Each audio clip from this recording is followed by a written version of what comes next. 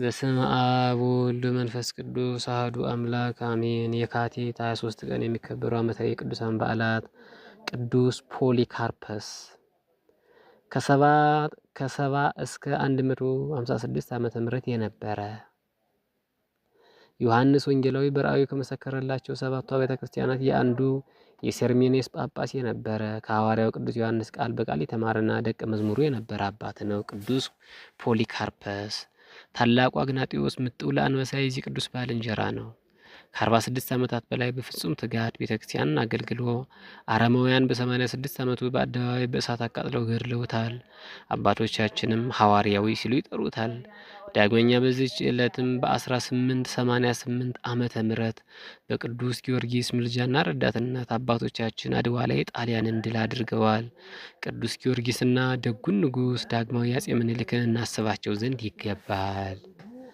ቅዱስ አውሳብዮስ ሰማዕት በቤተ ክርስቲያን ስመ ጥር ከሆኑ ቅዱሳን ሰማዕታት አንዱ ቅዱስ አውሳብዮስ ነው። ተወልዶ ያደገው በምድር አንጾኪያ ሶሪያ ሲሆን ዘመኑን 3ኛው መቶ ክፍለ ዘመን ነው። አባቱ ታላቁ ሰማዕት ቅዱስ ፋሲለደስ፣ እናቱም ቡርክት ሶፊያ ትባላለች። ሰማዕቱ ቅዱስ መቃርስ ትንሽ ወንድሙ መሆኑ ይታወቃል። ቅዱሳን እነ ፊቅጦር፣ እነ ገላውዲዮስ፣ እነ ቴዎድሮስ፣ እነ ዮስጦስ እና አባዲር ባልንጀሮች ሆነው ኑረዋል። ቅዱስ አውሳብዮስ የቅዱስ ፋሲለደስ ፍሬ ነውና ጾምና ጸሎትን የሚያዘወትር ሆነ። በቤተ መንግስት ውስጥ ስንት የተደላደለና የተቀማጠለ ነገር እያለ እርሱ ግን እንደ ቡሩክ አባቱ ንጽህናን መረጠ። የወርቅ ካባ ድርቦ ሲሰግዱ ማደር ምን ይደንቅ! ያ ዘመን እጅግ ግሩም የሆነ ቅዱሳን በቤተ መንግስት የታዩበት ነበር። ቅዱስ አውሳብዮስ በምጽዋት በጾምና በጸሎት የሚኖር ቢሆንም በየጊዜው ወደ ጦርነት ይላክ ነበር። ምክንያቱም እርሱ ኃያል የጦር ሰው የሰራዊትም ሁሉ አለቃ ነውና በሄደበት ሁሉ በእግዚአብሔር ኃይል ድል ያደርግ ነበር። አንድ ጊዜም ከፋርስ ቁዝ ሰዎች ጋር ጦርነት ውስጥ ገቡ። ይህን ጦርነቱ በበላይነት እንዲመሩ ቅዱስ አውሳብዮስና ቅዱስ ዮስጦስ በኑማሪዎስ ንጉሥ ሆነው ተሹመው ወደ ሰልፍ ገቡ። በጦርነቱ ጎዳና ላይ ሳሉ ግን አንድ አታላይ ሰላይ በጠላት እጅ እንዲወድቁ አደረጋቸው።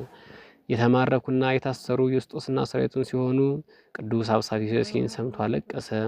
ወደ ፈጣሪም እየተማጸነ ለመነ። በዚህ ጊዜ ቅዱስ ሚካኤል ከሰማይ ወርዶ አረጋጋው። ድል መንሳትንም ሰጥቶት አደጋ ጥሎ ባልንጀራው ዮስጦስን አስፈተው። ጠላቶቻቸውንም እያሳደዱ አዋረዷቸው። መጠው ከኒ ዘባኖሙ ለጸሪ እንዳለ ቅዱስ ዳዊት በመዝሙሩ። ከዚህ ሰልፍ በኋላ ቅዱሳን አውሳብዮስና ዮስጦስ በድል አድራጊነት ወደ አንጾኪያ ሲመለሱ ግን አንጀት የሚቆርጥ ዜና ደረሰባቸው። አምላክ አማልክት ክርስቶስ ተክዶ ጣዖታት እነ አጵሎን እነ አርዳሚስ እነ ዜውስ እየተሰገደላቸው ደረሱ። ይህን ያደረገ ደግሞ የሰይጣን ታናሽ የሆነው ርጉሙ ዲዮቅልጥያኖስ ነው። ቅዱሳንም ለጣዖት ስገዱ ሲሉ በአደባባይ ጠየቃቸው። ድፍረቱ ያናደደው ቅዱስ አውሳብዮስ ግን ሰይፉን መዞ ወደ ንጉሱ ተራመደ ሊመታው።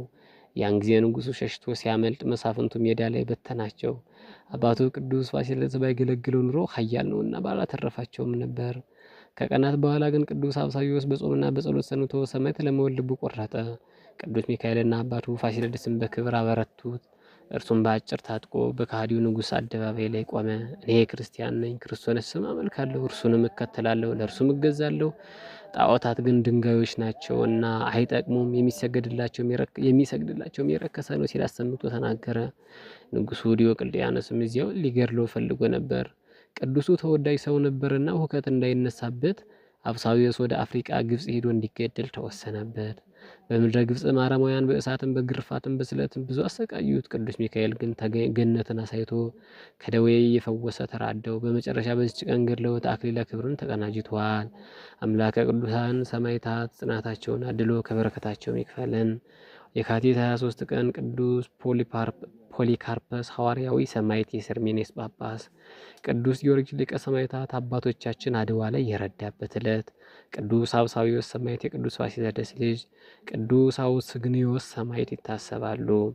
በሰርሜኔስም ወዳለው ወደ ቤተክርስቲያን መልአክ እንዲህ ብለህ ጻፍ። ሞቶ የነበረው ሕያውም የሆነው የፊተኛውና መጨረሻው እንዲህ ይላል። መከራና ድህነትህን አውቃለሁ። እስከ ሞት ድረስ የታመንክ ሁን፣ የሕይወትን አክሊል እሰጥሃለሁ። ፖሊካርፐስ ሐዋርያ ዘአርሰንዎ በእሳት ዋህያል ጊዮርጊስ መክበበ ኩሎሙ ሰማዕታት አውሳብዮስ ሊቃራ ወልደ ፋሲለደስ ብሁት አውስግኒዮስ ገብሩ ለቴዎድሮስ ማይቶት ወሄሬኒዮስ ዘኤዶም ዘኢፈርሆ ለመጥዋይት።